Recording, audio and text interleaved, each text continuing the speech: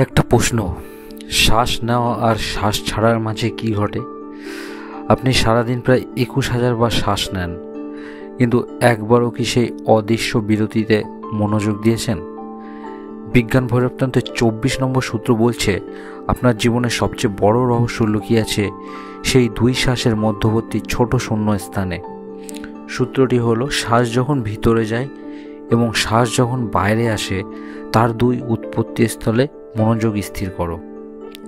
সেই ক্ষণস্থায়ী নীরবতাতেই লাভ হয় পরম পূর্ণতা।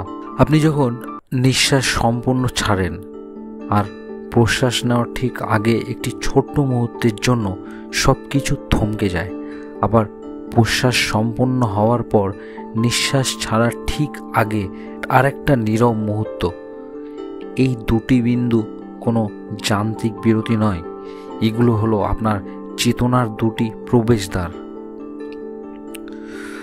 মহাদেব বলছেন, অন্য কোথাও নয়, আপনার ভিতরের এই নীরব স্পটগুলোতে মনোযোগ দিন, কারণ নীরবতার মাঝেই সমস্ত উত্তর লুকিয়ে আছে।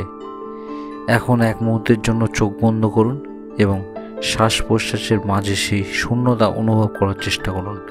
কেমন লাগলো কমেন্টে জানান। বিস্তারিত জানতে দেখুন লং ভিডিও। ধন্যবাদ।